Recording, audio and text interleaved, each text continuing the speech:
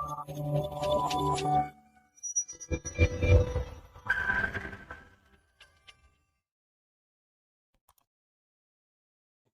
Friends. இன்றைக்கி நாம் history and culture of India டாப்பிக்கில் rise of nationalism in India இதை பற்றி தான் பார்க்க போகிறோம். இந்தியாவில் நேஷ்னலிசம் தேசிய உணர்வு அப்படின்றது உண்டாக என்னென்ன காரணங்களாக இருந்துச்சு, இந்த தேசிய உணர்வால் ஐஎன்சின்ற ஒரு அமைப்பு உண்டாச்சு, இந்தியன் நேஷனல் காங்கிரஸ். இந்த அமைப்பில் இருந்த இயர்லி லீடர்ஸ், அவங்களோட கான்ட்ரிபியூஷன்ஸ், இதை பற்றி இந்த வீடியோவில் பார்க்கலாம். First, we will see factors promoting the growth of nationalism in India. The most important factor is British imperialism. India ஃபுல்லாக இருக்க மக்களை எல்லாமே பிரிட்டிஷ் அவங்க டாமினேட் பண்ணி அவங்க கண்ட்ரோலில் வச்சுருந்தாங்க. இந்த டாமினேஷனே இந்தியர்கள் எல்லாமே ஒன்று சேர காரணமாக இருந்துச்சு. இந்தியா அஸ் ஒன் நேஷன் அப்படின்ற உணர்வு எல்லா மக்களுக்குள்ளேயும் வந்துச்சு. பொலிட்டிக்கல் யூனிட்டி ஏற்படுறதுக்கு இந்த பிரிட்டிஷ் இம்பீரியாலிசம் தான் காரணமாக இருந்துச்சு. இதுக்கு முன்னாடி முஸ்லிம்ஸோ, அதாவது முகல்ஸ் ஆண்டுட்டு இருந்தப்பையோ இல்லை டெல்லி சுல்தான்ஸ் ஆண்டப்பவையோ இந்த மாதிரி ஒரு ஒற்றுமை உணர்வு அவங்களுக்குள்ளே ஏற்படவே இல்லை.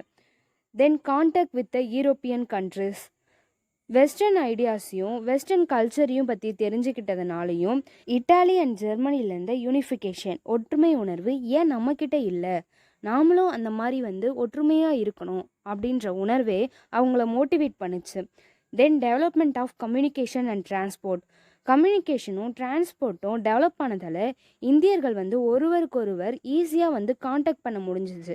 ஏதாவது ஒரு மீட்டிங்னா கூட லீடர்ஸ்லாம் ஈஸியாக ஒரே இடத்துல அசம்பிள் ஆக முடிஞ்சிச்சு. 1820 தான் ஃபஸ்ட்டு ட்ரெயினே கண்டுபிடிச்சாங்க. ஆனால் நமக்கு 1853 ஃபஸ்ட்டு ட்ரெயின் மும்பை டு தானே போச்சு. இந்த அளவுக்கு சீக்கிரமாக டெவலப் ஆன கம்யூனிகேஷனும் டிரான்ஸ்போர்ட்டும் நேஷ்னலிசம் வளர ஒரு காரணமாக இருந்துச்சு. இந்தியாவில் நேஷ்னலிசம் வளர முக்கியமான ஒரு காரணம்னு இதையும் சொல்லலாம். English language and western education.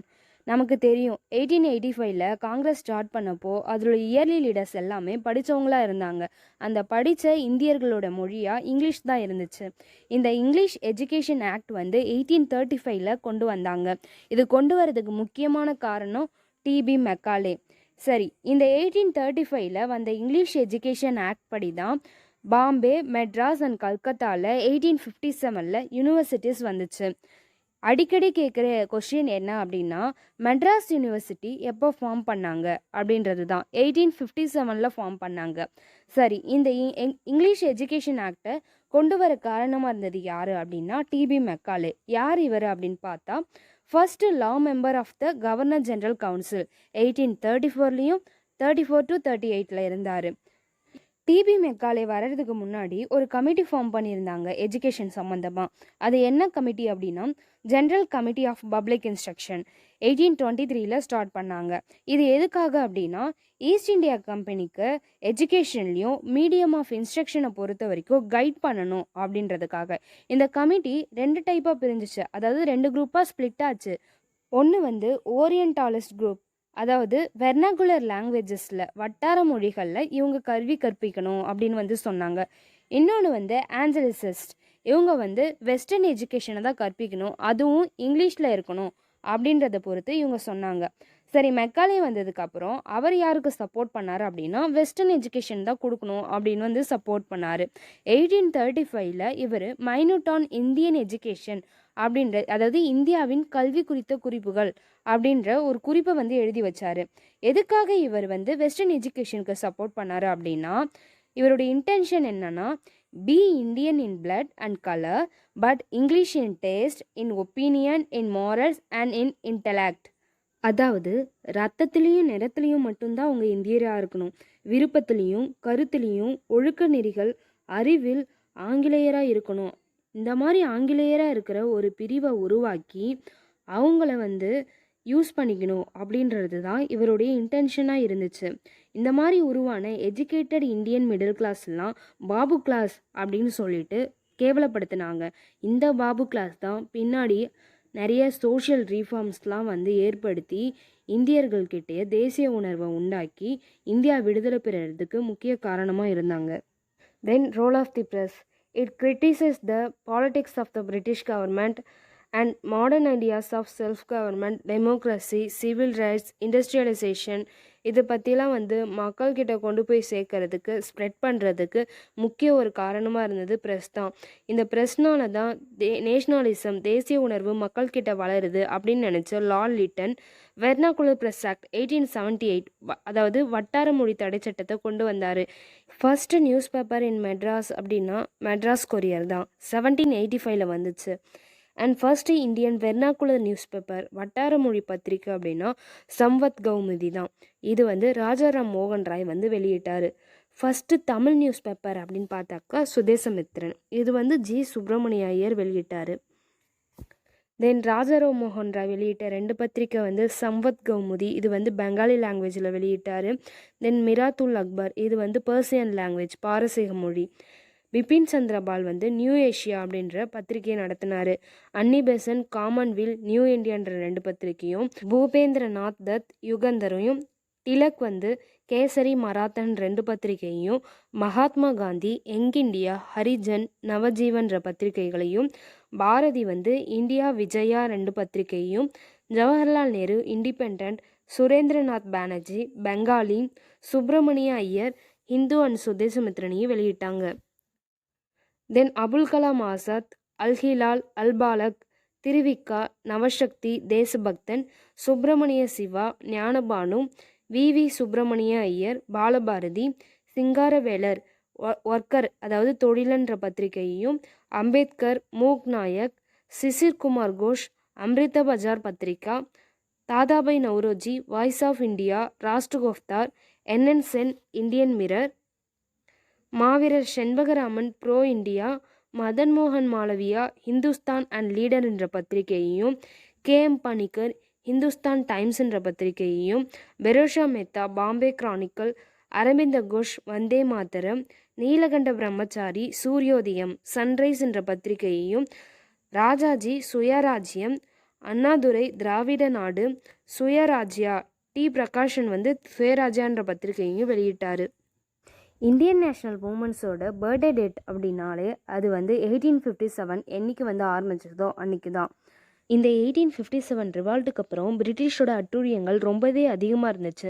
எந்த ஒரு இராணுவ சட்டங்களும் இல்லை எந்த ஒரு பாகுபாடும் இல்லாமல், அதாவது அவங்க கைதிங்களா, குற்றம் செஞ்சவங்களா, இல்லை வந்து இன்னசென்ஸாக எதையும் பார்க்காம எல்லாரையும் வந்து சித்திரவதை பண்ணி கொன்னாங்க.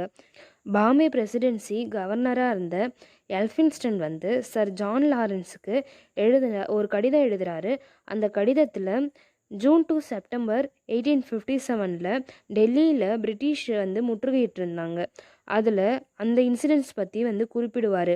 அதில் என்ன சொல்கிறாரு அப்படின்னா, a wholesale vengeance is being taken without distinction of friend or foe. நண்பன் பகைவன் உள்ள எந்த வேறுபாடும் இல்லாமல் எல்லாரையும் வந்து பழி வாங்கிட்டோம். As regards the looting we have indeed surpassed Nadir Shah. அதாவது கொள்ளையடிக்கிறதுல பொறுத்த வரைக்கும் நம்ம நாதிஷாவே மிஞ்சிட்டோம் அப்படின்னு சொல்லி எழுதியிருக்காரு. 1857 ரிவால்ட்டுக்கு அப்புறம் மக்கள் வந்து எந்த அளவுக்கு வந்து துன்பங்களை அனுபவிச்சிருக்காங்க அப்படின்றத இதிலிருந்தே நம்ம தெரிஞ்சுக்கலாம். அடுத்து famines and emigration of Indians to overseas British colonies பற்றி பார்க்க போகிறோம். 1770 1900 வரைக்கும் ஏற்பட்ட ஃபெமைன்ஸால் மட்டுமே 25 மில்லியன்ஸ் பீப்புள்ஸ் வந்து இறந்துருக்காங்க. வில்லியம் டிக்பைன்றவர் மெட்ராஸ் டைம்ஸ் பத்திரிகையோட எடிட்டர்.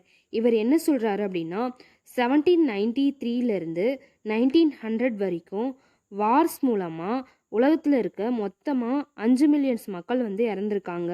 ஆனால் 1891 to 1900 இந்த 10 வருஷத்துலேயே ஃபெமைன்ஸ் மூலமாக 19 மில்லியன் மக்கள் வந்து இறந்துருக்காங்க அப்படின்னு சொல்கிறாரு. 1866 ஒரிசாவில் ஒரு ஃபெமைன் வந்துச்சு.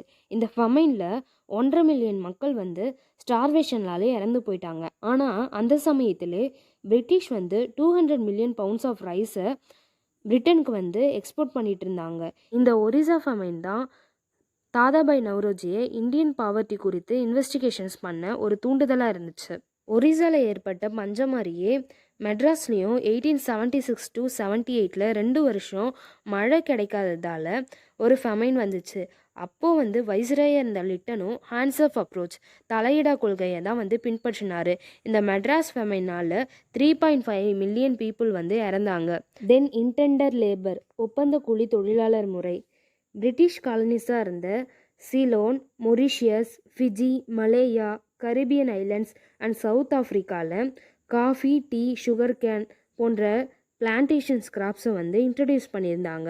ஸோ இந்த தோட்டத்துலலாம் வந்து வேலை செய்கிறதுக்கு நிறைய கூலிஸ் வேணும்.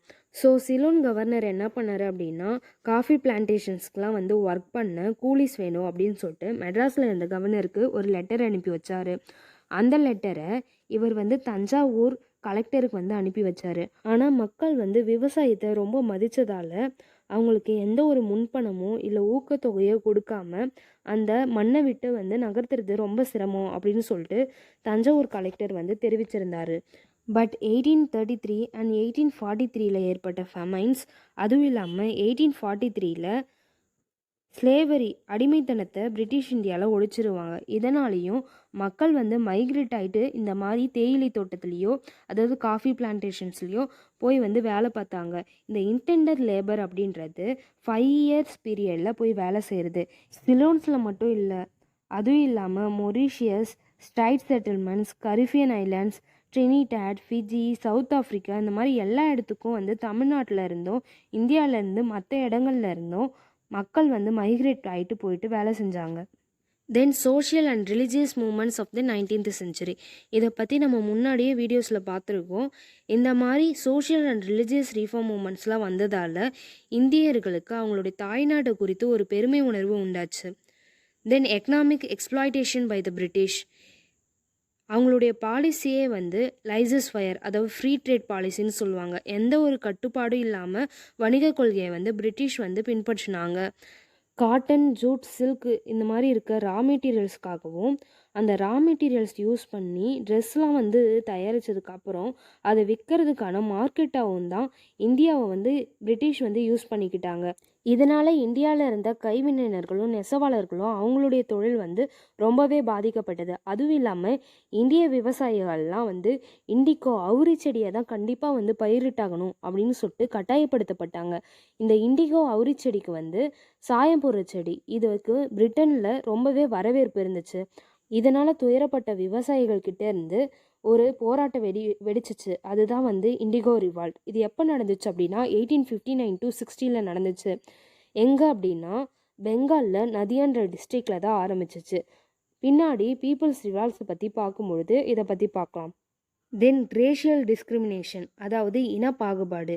ஆங்கிலேயர்கள் வந்து இந்த இனப்பாகுபாட்டு கொள்கையை தான் வந்து பின்பற்றினாங்க. அரசு உயர் பதவிகள்லாம் இந்தியர்களுக்கு எந்த ஒரு பதவியும் கொடுக்காம அவங்கள வேணும்னே வந்து விலக்கி வச்சாங்க. ஆர்மியில் இந்தியங்களுக்கு இருந்த அதிக ரேங்க், அதிகபட்ச பதவி அப்படின்னு கேட்டாலே சுபேதார் பதவி தான். அதுவும் இல்லாமல் ஐசிஎஸ் எக்ஸாம் வச்சுருந்தப்போ ஃபஸ்ட்டு வந்து ஏஜ் வந்து 21 தான் இருந்துச்சு. ஆனால் ஐசிஎஸ் எக்ஸாமில் இந்தியர்கள் வந்து பாஸ் ஆகுறாங்க அப்படின்னு தெரிஞ்சுக்கிட்டு ஏஜை வந்து 19 வந்து குறைச்சிட்டாங்க.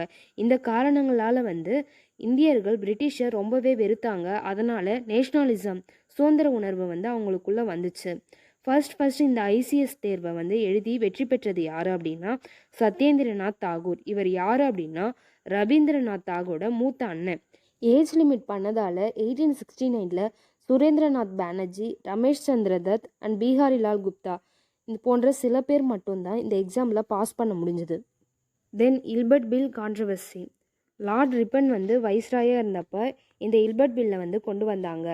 இதன் மூலமாக இந்தியன் ஜட்ஜஸ் வந்து யூரோப் ஜட்ஜஸை வந்து விசாரிக்கலாம் அப்படின்றது கொண்டு வந்தாங்க. ஆனால் இருந்தாலுமே அது அவங்களுக்கு ஏற்ற மாதிரி மாடிஃபிகேஷன் பண்ணுற மாதிரி தான் இருந்துச்சு. ஐஎன்சிக்கு முன்னாடி வந்த இயர்லி பொலிட்டிக்கல் அசோசியேஷன்ஸ் என்னென்ன அப்படின்னா இந்த பிரிட்டிஷ் இந்தியன் அசோசியேஷன் 1851 பெங்காலில் ஸ்டார்ட் பண்ணாங்க. த பாம்பே அசோசியேஷன் 1852 தாதாபாய் நௌரோஜி ஸ்டார்ட் பண்ணார். தென் ஈஸ்ட் இந்தியா அசோசியேஷன் 1866 லண்டனில் ஸ்டார்ட் பண்ணாங்க. மெட்ராஸ் நேட்டிவ் அசோசியேஷன் 1852 பூனா சர்வோஜனிக் சபா 1870 த மெட்ராஸ் மகாஜன சபா 1884 ஸ்டார்ட் பண்ணாங்க. தென் மெட்ராஸ் நேட்டிவ் அசோசியேஷன் இது எப்போ ஃபார்ம் பண்ணாங்க அப்படின்னா 26th February 1852 ஸ்டார்ட் பண்ணாங்க. கம்பெனிக்கு அகென்ஸ்டாக மக்களை வந்து ஒன்றிணைச்சு அவங்க குறையெல்லாம் வந்து எடுத்துரைக்கிறதுக்காக ஏற்படுத்தப்பட்ட முயற்சி தான் இந்த மெட்ராஸ் நேட்டிவ் அசோசியேஷன். இது வந்து சென்னை மாகாணத்தில் மெட்ராஸ் பிரசிடென்சியில் இருந்த லேண்டட் அண்ட் பிஸ்னஸ் கிளாஸஸ், அதாவது நிலம் வச்சுருக்கவங்களும் வணிக வர்க்கத்தினை சேர்ந்தவங்களும் தான் இந்த அசோசியேஷனை ஆரம்பித்தாங்க. இதுக்கு காரணமாக இருந்தவர், ஒரு உந்து சக்தியாக இருந்தவர் யார் அப்படின்னா கஜுலால் லக்ஷ்மி நரசு. இவங்களுடைய குறைகளை எல்லாமே பிரிட்டிஷ் பார்லிமெண்ட்டுக்கு முன்னாடி வச்சாங்க. இவங்களுடைய முக்கிய நோக்கமே ஈஸ்ட் இந்தியா கம்பெனியோட ரூலை வந்து இந்தியாவை விட்டு நகர்த்தணும். அவங்க வந்து பிரிட்டிஷ் இளவரசியோட டைரக்டான ரூலை வந்து அவங்க எதிர்பார்த்தாங்க. இதெல்லாம் வந்து எப்போ நடந்துச்சு அப்படின்னா 1853 சார்ட்டர் ஆக்ட் வரதுக்கு முன்னாடியே நடந்துச்சு. இவங்க வந்து டிசம்பர் 1852 ஒரு பெட்டிஷன் போட்டாங்க. அதில் என்னென்ன குறிப்பிட்டிருந்தாங்க அப்படின்னா, ரயத்வாரி அண்ட் ஜமீன்தாரி சிஸ்டமால் விவசாயிகள் எந்த அளவுக்கு பாதிப்புக்குள்ளாகிறாங்க, எந்த அளவுக்கு துன்பம் அனுபவிக்கிறாங்க அப்படின்றதையும், ஜுடிஷியல் சிஸ்டம் ஸ்லோவாகவும் காம்ப்ளிகேட்டடாகவும் அண்ட் இம்பர்ஃபெக்டாகவும் இருக்கிறதாகவும், the division of state funds to missionary schools, state funds எல்லாமே கிறிஸ்டியன் மிஷனரிஸுக்கு தான் போகுது அப்படின்னு சொல்லிட்டு இவங்க அந்த பெட்டிஷனில் குறிப்பிட்டிருந்தாங்க. இந்த பெட்டிஷன் பிரிட்டிஷ் பார்லிமெண்ட்டில் 1853 மார்ச்சில் வந்து டிஸ்கஸ் பண்ணாங்க. அதனால் இந்தியன் ரீஃபார்ம் சொசைட்டியோட சேர்மன் ஹெச்டி செய்மோர் என்ன பண்ணார் அப்படின்னா 1853 அக்டோபரில் மெட்ராஸ்க்கு வந்தார். இந்த ஹெச்டி செய்மோர் தமிழ்நாட்டில் குண்டூர், கடலூர், திருச்சிராப்பள்ளி, சேலம் அண்ட் திருநெல்வேலியெல்லாம் விசிட் பண்ணிட்டு போயிட்டாரு. ஆனாலும் 1853 சார்ட்டர் ஆக்ட் வந்து இஐசி ரூலை இந்தியாவில் வந்து அலோவ் பண்ணுச்சு. இவங்களோட இம்பார்ட்டன்ட் கான்ட்ரிபியூஷன் என்னென்னா, ரெவென்யூ அஃபிஷியல்ஸால் விவசாயிகள் வந்து அதிகமாக வந்து சித்திரவதை அனுபவிச்சுட்டு இருந்ததுக்கு எதிராக இவங்க வந்து போராட்டம் நடத்தினாங்க. இவங்களுடைய போராட்டத்தினால டார்ச்சர் கமிஷனை வந்து எஸ்டாப்ளிஷ் பண்ணாங்க. அதுவும் இல்லாமல் டார்ச்சர் ஆக்டை வந்து அவங்க ஒழிச்சாங்க. தென் லக்ஷ்மி நரசு வந்து 1866 இறந்துருவார். அதுக்கப்புறம் 1881 அப்புறம் இந்த அமைப்பு இல்லாமலே போயிடும். இந்த அமைப்போட முக்கியமான டிராபேக் என்ன அப்படின்னா, இதோட லைஃப் டைம் ஃபுல்லாகவே இது மெட்ராஸ் பிரசிடென்சியை வந்து சுற்றி தான் இருந்துச்சே தவிர அதை தாண்டி இந்த அமைப்பு வந்து வெளியே போகல. அடுத்து மெட்ராஸ் மகாஜன சபா, இது 16th May 1884 ஸ்டார்ட் பண்ணாங்க. இந்த அமைப்போட ப்ராமினன்ட் பார்ட்டிசிபென்ட்ஸ் யாராரு அப்படின்னா G Subramaniam Iyer, Veeraraghavachariar, Anandacharlu, P Rangaiah Naidu, Balaji Rao and Salem Ramasamy. இந்த அமைப்போட ஃபர்ஸ்ட் பிரசிடெண்ட் யார் அப்படின்னா பி ரங்கையா. அண்ட் செக்ரட்டரி செயலாளர் யார் அப்படின்னா பி ஆனந்தச்சார்லு. இந்த அமைப்பு எங்கே ஃபங்க்ஷன் ஆச்சு அப்படின்னா ஹிந்து பத்திரிகையோட ஹெட் ஆஃபீஸில் தான் வந்து இந்த அமைப்பு வந்து ஒர்க் பண்ணுச்சு. தென் டிசம்பர் 1895 வைஸ்ராயாக இருந்த லார்ட் எல்ஜின் வந்து சென்னைக்கு வந்திருந்தப்போ இந்த அமைப்பு கொடுத்த வெல்கம் அட்ரஸை வந்து ஏற்றுக்க மறுத்தாரு. இந்த அமைப்போட டிமாண்ட்ஸ் அப்படின்னா conduct of simultaneous civil service examination in England and India, அதாவது இந்தியாவிலையும் இங்கிலாந்துலேயும் ஒரே நேரத்திலே ஐசிஎஸ் எக்ஸாமை வந்து நடத்தணும். Then abolition of the council of India in London and reduction of taxes and reduction of civil and military expenditures. இந்த demands தான் பின்னாடி 1885 உருவான ஐஎன்சியோட டிமாண்ட்ஸாகவும் இருந்துச்சு. இவங்களுடைய இம்பார்ட்டன்ட் கான்ட்ரிபியூஷன்ஸ் அப்படின்னு பார்த்தா 1920 இந்த அமைப்பு ஐஎன்சியோட வந்து மர்ஜ் பண்ணியிருப்பாங்க. ஐஎன்சிக்கு எப்போல்லாம் பிரிட்டிஷ் தடை விதித்தாங்களோ அப்போல்லாம் இந்த அமைப்பு all India khadi exhibition, Swadeshi exhibition போன்ற கண்காட்சியெல்லாம் நடத்தி அவங்களுக்கு வந்து ஹெல்ப் பண்ணாங்க. தென் சால்ட் சத்தியாகிரகா மூமெண்ட்டை ஏப்ரல் 22, 1930 மெட்ராஸில் George town, esplanade and high court, beach areas இந்த மாதிரி இடங்கள்லாம் அவங்க நடத்தினாங்க. அக்டோபர் 24, 1896 மகாத்மா காந்தி இந்த அமைப்பில் ஒரு ஸ்பீச் கொடுத்தாரு. தென் இந்த அமைப்போட கோல்டன் ஜூப்ளி செலிப்ரேஷன்ஸில் ஜவஹர்லால் நேரு வந்து கலந்துக்கிட்டாரு.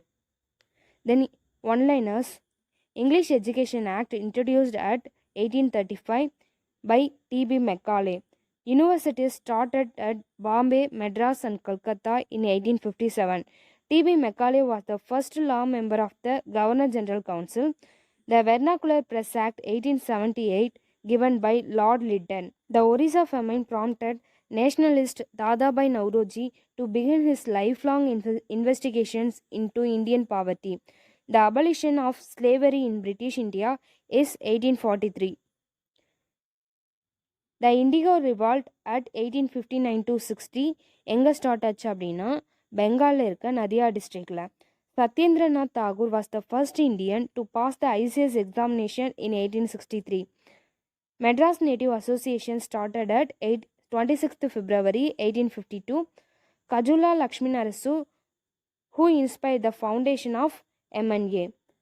And Madras Mahajana Sabha started at 16th May 1884. The first president of MMS is P. Rangaya and secretary is P. Anandacharlu. Then important some model questions. In which year English education was introduced in India? எப்போனா 1835ல. Which one of the following is correctly matched அப்படின்னா English education act வந்து 1835ல் வந்திருக்கும். So இது தப்பு. த abolition of slavery அது எப்போ அப்படின்னா 1843ல் தான் வந்து பிரிட்டிஷ் இந்தியாவில் ஸ்லேவரியை வந்து ஒழிச்சிருப்பாங்க. அப்போது அது இதுவும் தப்பு. மெட்ராஸ் நேட்டிவ் அசோசியேஷன் 1852ல் தான் ஸ்டார்ட் பண்ணியிருப்பாங்க. இது கரெக்டு. இண்டிகோ ரிவால்ட் 1859 to 60 நடந்திருக்கும். ஸோ இது தப்பு. அப்போ ஆப்ஷன் சி மட்டும்தான் correct. And match and choose the correct answer from the code given below அப்படின்னா பாலகங்காதர திலகர் வந்து Kesari, Dadabhai Naoroji voice of India, Macaulay minute on Indian education, William Digby வந்து மெட்ராஸ் டைம்ஸ். ஸோ இதுக்கு option வந்து பி தான் வரும். Then who was the first president of the Madras Mahajana சபானா P Rangaiah Naidu. And dash was the first Indian to pass the ICS examination in 1863னா சத்யேந்திரநாத் தாகூர். அவர் தான் வந்து ஃபர்ஸ்ட் வந்து பாஸ் பண்ணியிருப்பார். Students for PDF and online text at the WhatsApp number 9894904745 or mail vanangamudi.tnau@gmail.com. Thank you friends.